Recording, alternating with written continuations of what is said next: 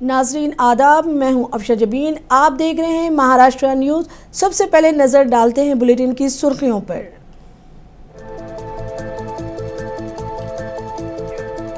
जब छोटी छोटी आदतें इज्तिमाई अज़म बन जाती हैं तो अहम तब्दीली हो जाती है नागुज़ेर। पीएम मोदी ने महाराष्ट्र के पटोदा गांव की सितारिश।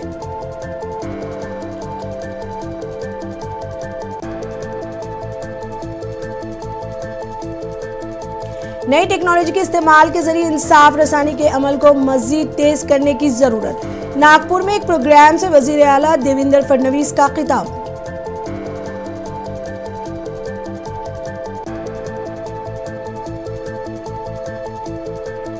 महाराष्ट्र में हिंदी जबान के मामले पर गरमाई सियासत। नायब वजीर आला एकनाथ शिंदे ने शिवसेना बीटी पर दोहरी सियासत करने का लगाया इल्जाम।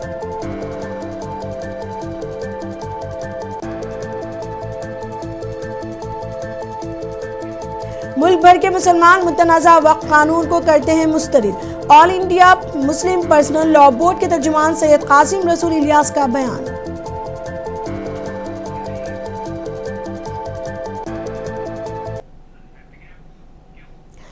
अब खबरें तफसील से। वजीर आज़म नरेंद्र मोदी ने महाराष्ट्र के छत्रपति संभाजीनगर जिले के पटोदा गांव की पायदार तरीकों और कम्युनिटी की कोशिशों के जरिए एक मॉडल कार्बन न्यूट्रल ग्राम पंचायत बनने के लिए तारीफ की है। माहाना रेडियो प्रोग्राम मन की बात के दौरान पीएम मोदी ने कहा कि महाराष्ट्र के गांव ने एक काबिल जिक्र मिसाल कायम की है। पटोदा एक ग्राम पंचायत है जो कार्बन न्यूट्रल है। यहाँ कोई भी अपने घर के बाहर कचरा नहीं फेंकता है। हर घर से कचरा जमा करने का मुकम्मल निज़ाम है। पीएम मोदी ने गांव के मजमूई कचरे के इंतज़ाम और माहौल दोस्त रवायात की वजाहत की। उन्होंने कहा कि गंदे पानी को दरिया में छोड़ने से पहले ट्रीट किया जाता है। इस गांव में सफाई सुथराई का खास ख्याल रखा जाता है। पीएम मोदी ने मजीद कहा कि जब छोटी छोटी आदतें इज्तिमाई अज़म बन जाती हैं तो अहम तब्दीली नागुज़ेर हो जाती है।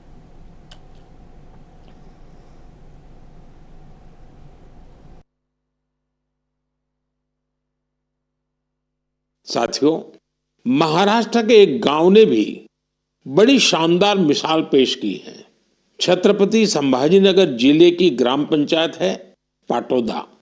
ये कार्बन न्यूट्रल गांव पंचायत है। इस गांव में कोई अपने घर के बाहर कचरा नहीं फेंकता। हर घर से कचरा इकट्ठा करने की पूरी व्यवस्था है। यहाँ गंदे पानी का ट्रीटमेंट भी होता है। बिना साफ किए कोई पानी नदी में नहीं जाता। यहाँ उपलों से अंतिम संस्कार होता है और उस राख से दिवंगत के नाम पर पौधा लगाया जाता है। इस गांव में साफ सफाई भी देखते ही बनती है।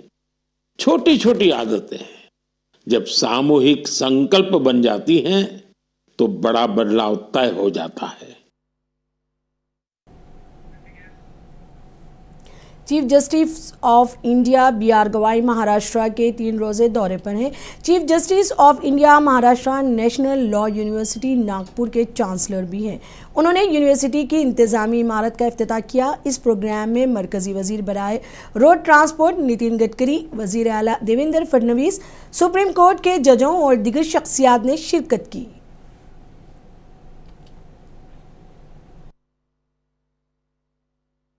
बहुत अच्छा डिजाइन भी है, यूनिवर्सिटी का प्लानिंग भी अच्छा है। विशेष रूप से हमारे विधि क्षेत्र में क्वालिटेटिव ट्रांसफॉर्मेशन होने के लिए, इस क्षेत्र में अध्ययन के लिए, चिंतन के लिए और नई विजन के लिए जो भविष्य की पीढ़ी हमारी इस क्षेत्र में कार्य करने वाली है, उनको प्रेरणा देने वाली ये वास्तु बनी है। ये बात जरूर है कि हमारे देश में सभी क्षेत्र में लगातार प्रगति और विकास हो रहा है। इंफॉर्मेशन टेक्नोलॉजी और बायोटेक्नोलॉजी के कारण और प्रधानमंत्री जी ने डिजिटल इंडिया का विशेष रूप से आग्रह करने के कारण भी सभी क्षेत्रों में बहुत परिवर्तन हो रहा है। नई नई टेक्नोलॉजी का उपयोग करके हमारी विधि व्यवस्था और ट्रांसपेरेंट हो, टाइम बाउंड हो और रिजल्ट ओरिएंटेड हो, यही हमारे न्यायविदों का और सभी स्टेक होल्डर का लगातार प्रयास रहा है। मुझे बहुत खुशी है कि अपग्रेडेशन ऑफ नॉलेज, इसका बहुत अच्छा प्रयोग हमारे इस यूनिवर्सिटी में हुआ है। मैं अक्सर एक बात याद रखता हूं कि हमारे भविष्य के लिए महाराष्ट्र के वजीर आला देवेंद्र फडणवीस का कहना है कि इंसाफ की फराहमी के अमल में ताख़ीर से लोगों का एतमाद अदलिया पे से उठ जाता है। उन्होंने कहा कि नई टेक्नोलॉजी के इस्तेमाल के जरिए इंसाफ रसानी के अमल को मजीद तेज करने की ज़रूरत है।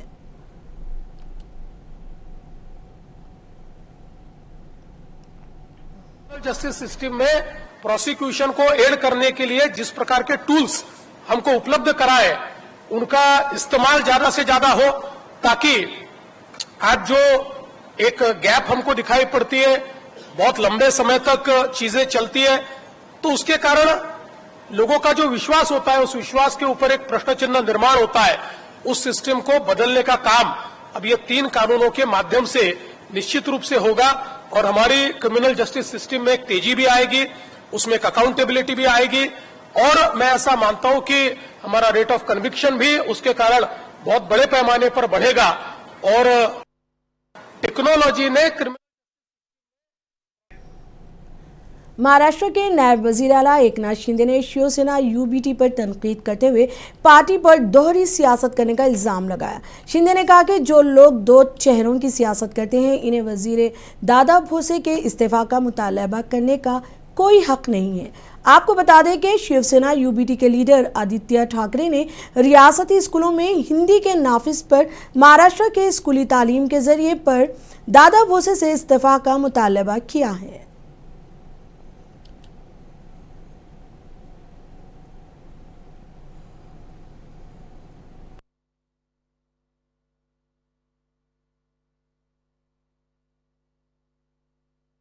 ये जो जिनका वीडियो प्रसिद्ध हुआ है, जो मुख्यमंत्री थे पहले, उन्होंने माशेलकर कमेटी का अहवाल स्वीकृत किया है, उसमें हिंदी अनिवार्य कर दिया है।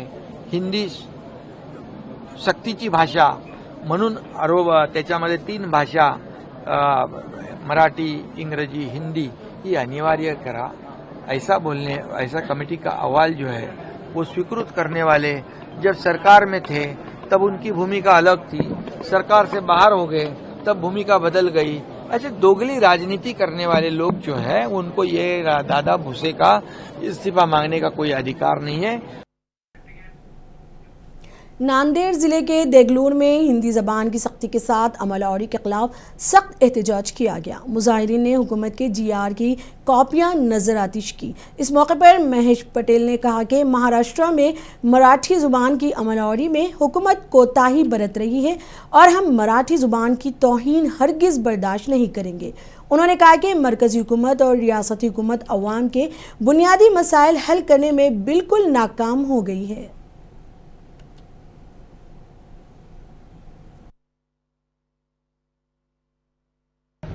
नवीन शैक्षणिक धोरणानुसार या महाराष्ट्रामध्ये राज्य शासनानं 1ली ते 4थी पासून हिंदी सक्तीचा कायदा या ठिकाणी GR काढून लागू केलेला आहे।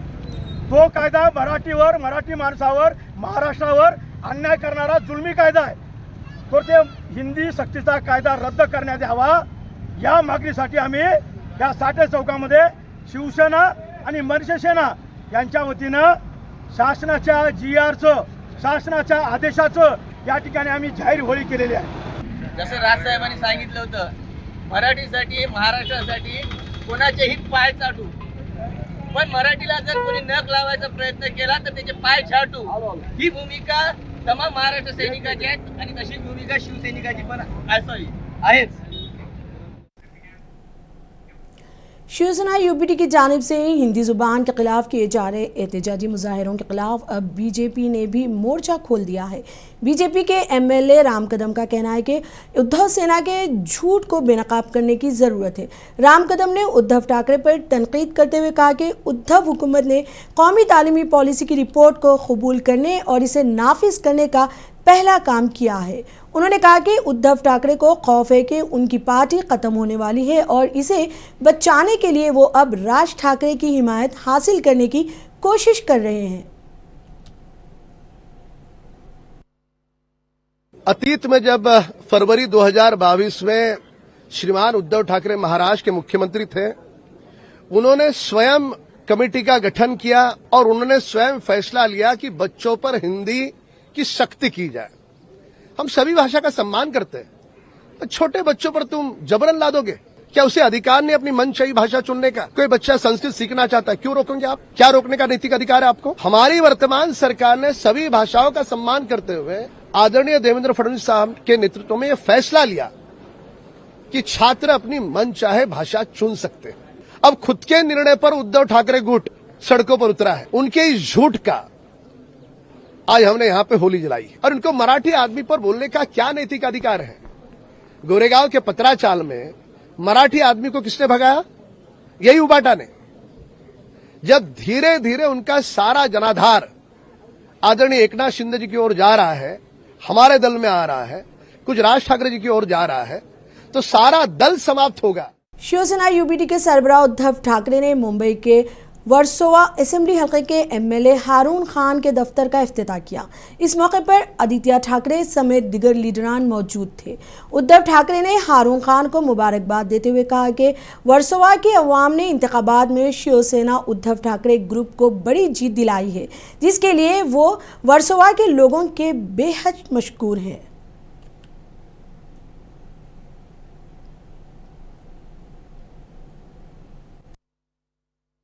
आता प्रत्येक ठिकाणी सुरुवातीलाच म्हटलं की भाषण करण्याची गरज नाही, कारण उद्या एक कार्यक्रम तुम्हाला मी दिलेलाच आहे आणि अतिशय महत्त्वाचा कार्यक्रम आहे। कारण आपण कोणत्याही भाषेचा द्वेष कधीच केलेला नाही। इकडे सुद्धा इतर भाषिक सुद्धा आले असतीलच ना, हिंदी भाषिक असतील, गुजराती भाषिक असतील, आणखीन इतरही कोणी असतील। आपला भाषेचा विरोध नाही, पण आपल्यावरती जी सक्ती केली जाते त्या सक्तीला आपण विरोध करतो। आणि आता या भाजपला असं वाटतंय की मराठी माणसाची एकजूटता राहिलेली नाही, फुटलेली आहे। आता आपल्याला इकडे कोणी अडवू शकत नाही। तर त्यांना मला सांगायचं की तुम्ही जे काय मांडीवर घेऊन बसलाय ती शिवसेना नाहीये, शिवसेना खरी इकडे आहे। आणि ही शिवसेना जोपर्यंत आहे तोपर्यंत तुम्हाला इकडे आम्ही महाराष्ट्राच्या मातीमध्ये मराठीला कधी संपू देणार नाही। बारामती साइंस सेंटर के कृषि विज्ञान केंद्र में टेक्नोलॉजी डेमोन्स्ट्रेशन प्रोजेक्ट का इफ्तिताह किया गया। इफ्तिताही प्रोग्राम में एनसीपी एससीपी सरबराह शरद पवार और नायब वजीर आला अजीत पवार ने के अलावा साइंस सेंटर के सीनियर हुक्काम और दिगर ओहदेदारान मौजूद थे।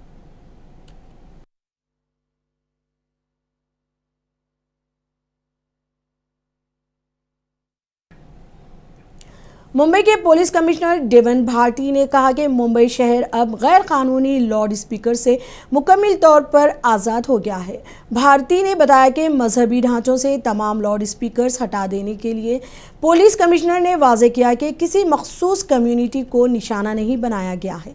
ये कार्रवाई इस साल जनवरी में बॉम्बे हाई कोर्ट के जारी करदा एक हुक्म के बाद की गई है, जिसमें पुलिस को आवाज़ की आलूदगी के उसूलों और क़वाइद की खिलाफ वर्जी करने वाले लाउड स्पीकरों के खिलाफ फौरी कार्रवाई करने की हिदायत की गई थी।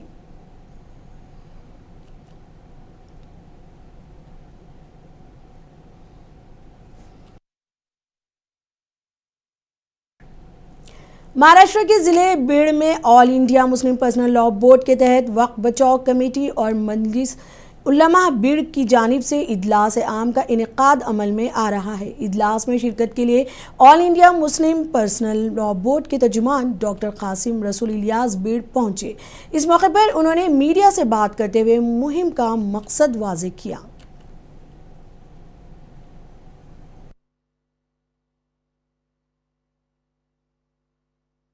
या कार्यक्रमाचा उद्देश असा आहे की जे वक्फ कायदा संशोधन 2025 लागू केलेला आहे ते सर्व मुस्लिम समुदाय त्याला निषेध करीत आहे आणि रिजेक्ट करीत आहे। कारण ह्या कायद्यामध्ये मुस्लिम विरुद्ध जे त्यांनी कायदा केलेला आहे ते आम्हाला ॲक्सेप्ट नाही आणि हा कायदा फक्त मुसलमानांच्या विरोधात नाही, हा कायदा जे संविधान लिहिलेलं आहे डॉक्टर बाबासाहेब आंबेडकरांनी त्या कायद्याचा त्या संविधानाचा विरोध आहे आणि हा करिता आम्ही हा सर्व मुस्लिम बीडचे सर्व मुस्लिम ह्या कायद्याचा निषेध करण्यासाठी आज हा कार्यक्रम आयोजित करण्यात येत आहे। कि हम हुकूमत के सामने ये बात रखना चाहते हैं कि ये जो वक्फ अमेंडमेंट बिल लाया गया है, जो 2025 में कानून बन गया है, ये पूरी मुस्लिम कम्युनिटी हिंदुस्तान की उसको रिजेक्ट करती है। हम ये मानते हैं कि ये वक्फ के फ़ायदे के लिए नहीं लाया गया है, बल्कि वक्फ की जो प्रॉपर्टीज़ हैं उसके साथ खिलवाड़ करने के लिए, उसको हड़प करने के लिए, उसको स्नैच अवे करने के लिए लाया गया है। तो all India Muslim Personal Law board, जो कि मुसलमानों की एक अपेक्स बॉडी है, सब मुसलमान उसके साथ में हैं, ये ऑल इंडिया लेवल के ऊपर में ऐसे कई प्रोग्राम कर रही है जिससे हम एक क्लियर मैसेज हुकूमत को कम्युनिकेट करना चाहते हैं कि ये वक्फ तरमीमी बिल या वक्फ अमेंडमेंट बिल जो लाया गया है, ये पूरे मुसलमानों के लिए, यहाँ की जो दूसरी माइनॉरिटीज़ हैं उनके लिए, यहाँ के आदिवासियों के लिए, यहाँ के ओबीसीज़ के लिए, यहाँ के दलितों के लिए और यहाँ की सिविल सोसाइटी के लिए अनएक्सेप्टेबल है। ये एक्सेप्टेबल नहीं है और हम इसको रिजेक्ट करते हैं। पुणे में आयुष्मान भारत योजना कार्ड अब मुख्तलिफ सोसाइटी में बन रहे हैं। इसके तहत 70 साल से ज़्यादा उम्र के अफराद को 5 लाख रुपए और 70 साल से कम उम्र के अफराद को 1 लाख रुपए का मुफ्त इलाज किया जाएगा। पुणे में 79 ऐसे अस्पताल हैं जहां ये कार्ड वैलिड होगा। हुकूमत के इस कदम से इन लोगों को फ़ायदा होगा जिनके लिए महंगा इलाज करवाना मुश्किल है। जिम्मेदार लोग खड़े हुए उनसे मालूम करने की कोशिश करते हैं आयुष्मान भारत ये योजना है, इसकी इंफॉर्मेशन देने से कितने लोगों को फायदा होने वाला है और क्या ये इंफॉर्मेशन लोगों को फायदा पहुंचा सकती है। आप हम बताइए क्या है हे आयुष्मान कार्ड आहे। आपल्या घरातले जे काही कोणी असेल त्यांना 70 वर्षाचं वरती वय असेल तर जे गव्हर्नमेंटची लिस्ट पाठवली त्या हॉस्पिटलला ऍडमिट झाले, सर्जरी झाले तर 5 लाखाचं अनुदान गव्हर्नमेंट देईल। जर रेशन कार्ड कंटिन्यू असेल आणि त्यांचं जर हे आधारला लिंक असेल मोबाईल तर त्यांना बी 5 लाखाचं मिळेल। आधार कार्डला हे जर तुम्ही रेशन कार्ड बंद असेल तर 70 वर्षाच्या कमी असेल तर 1 लाख रुपयाचा बेनिफिट मिळेल आणि हे परत रिन्यू करायला लागणार नाही। जोपर्यंत स्टेट गव्हर्नमेंट ही स्कीम चालवती तोपर्यंत आयुष्मान कार्ड चालू राहील। ये कौन कौन से अस्पताल में लागू होगा? तो दिया ना, लिस्ट साइट ऊपर है, बहुत बड़ा लिस्ट है। अच्छा, हाँ, साइट ऊपर हमारी कुमार बुद्धि में सबको डाला है, उसका पीडीएफ तुम देख लो और हॉस्पिटल का नाम उसी से लिख। अच्छा, आणि सब खड़े रहेंगे। और आज तक सिटी सोसाइटी चालू करने में जो कुछ हमको सहायक मिला, सबसे बड़ा सहायक गफूर पठान का है।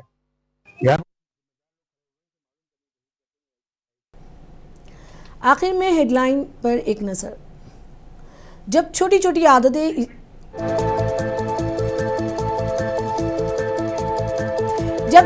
आदतें इज्तिमाई अज़म बन जाती हैं तो अहम तब्दीली हो जाती है नागुज़ेर। पीएम मोदी ने महाराष्ट्र के पटोदा गांव की सितारिश।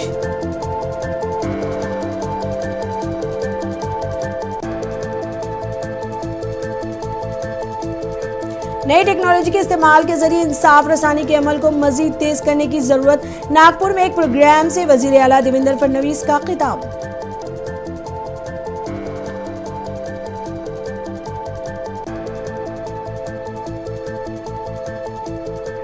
महाराष्ट्र में हिंदी जुबान के मामले पर गरमाई सियासत। नायब वजीर आला एकनाथ शिंदे ने शिवसेना यूबीटी पर दोहरी सियासत करने का लगाया इल्जाम।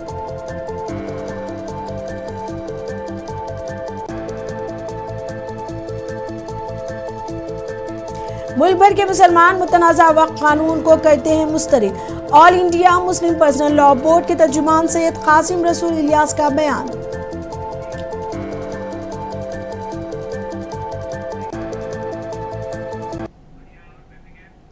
महाराष्ट्र न्यूज में अब तक के लिए इतना ही। आदाब।